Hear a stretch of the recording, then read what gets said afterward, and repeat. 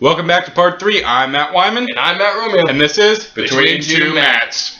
So, we're going to give a nice little spoiler discussion of a nice little movie that came out last weekend, which some of you may know as Godzilla. And from what you can tell with Wyman, Wyman is not happy about this. He's seething. Seething. It is okay. Well, we'll start off with some pros and cons and give an overall rating. How does that sound, Wyman? Meh. Alright, do you want to start with a pro?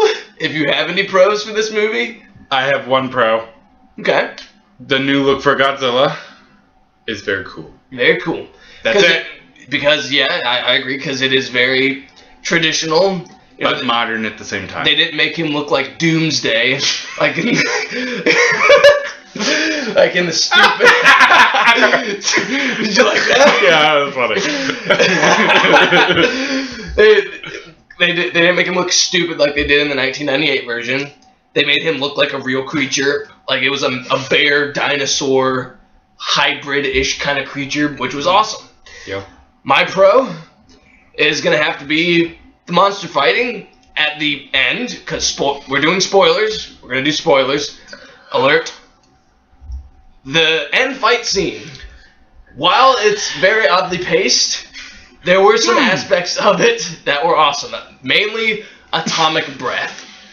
When Godzilla finishes the Muto by breathing atomic breath down its throat, thereby decapitating it, that was awesome.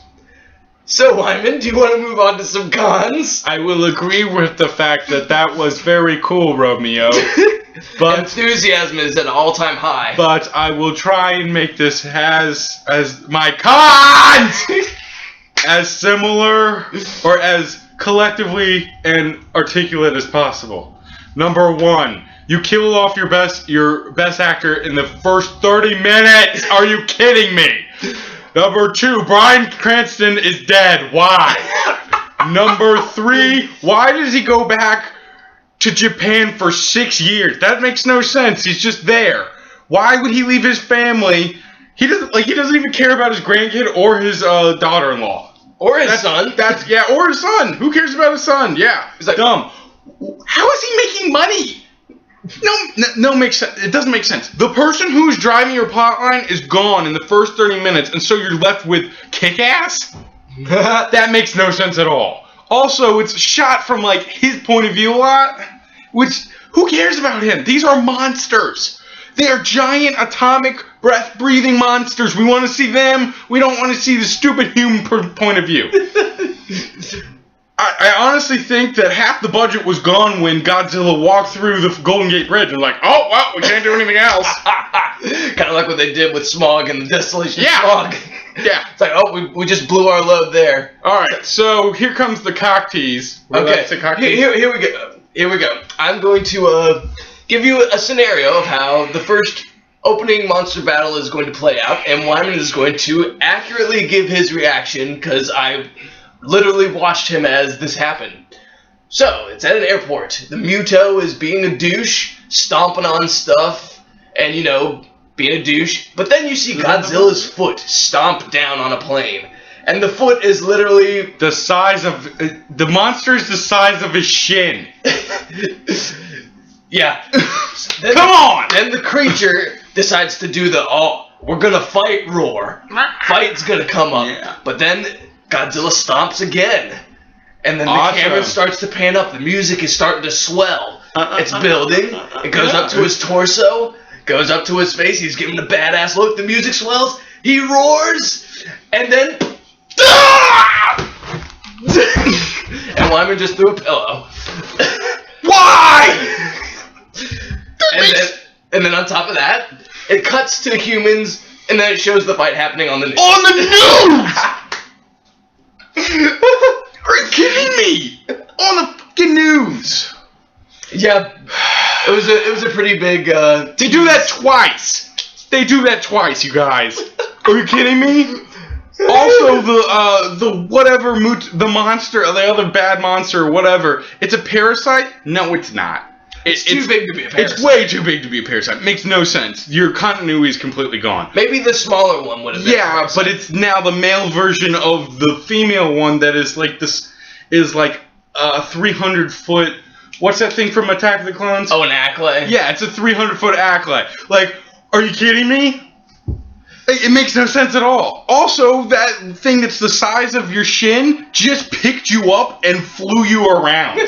Not happening. This movie has great potential to be amazing, and they effed it up from the beginning. Well, it's also really tough for them because they are riding off the heels of Pacific Rim. Because Pacific Rim set the bar for a kaiju fighting pretty high last year. Yeah, but okay, so you explain all these monsters that are possibly there. You don't kill off Bryan Cranston. I just saved you millions of dollars. Give me more money. Don't kill off Bryan Cranston. Okay. You make that one thing that they kill that. But then they find out that there's like 3 or 4 more. So there's one that's a little bit bigger that doesn't also look like an Acklay. That's stupid. You get one that's a little bit bigger in Hawaii. Godzilla kills the crap out of that. There's another one, and then it comes to the big. Gives him a bit of a fight. Yeah, then there's like something like Rodan or something that's just humongous and a real actual threat to not only everyone else but Godzilla. And then you have the government trying to slightly help yet hinder whoever wins this fight. And a huge personal struggle for Godzilla and whatever, like Rodan or something. Not Mothra. Mothra's stupid. Yeah, Mothra sucks. Okay, what's your con? My con... my con is going to have to be the characters. The characters were really... Well, mainly Aaron Taylor Johnson. I'm so excited that he's Quicksilver, and I'm so nervous now. I know he has potential, but this movie proved that he can be really flat. Because, well, I mean, I know he was trying to play a stoic army guy, but he was having to follow up with Bryan Cranston. I have friends that are army guys. They're not like emotionless douches. Yeah. I mean, he saved that kid. That was cool. Yeah. But like, other than that, I really didn't care about his family either. Yeah. I was like, please get stomped. I don't care. It'll add for some emotional depth. Overall rating, I'm going to give it a 6 because I'm feeling generous. 4.2. The creatures saved it for me just a little bit. People need to realize that no amount of special effects can fix a movie. You need plot and character development. Yeah. And I'm Matt Wyman. I'm Matt, and he's pissed. And I'm Matt Romeo, and this was Between Two Matts.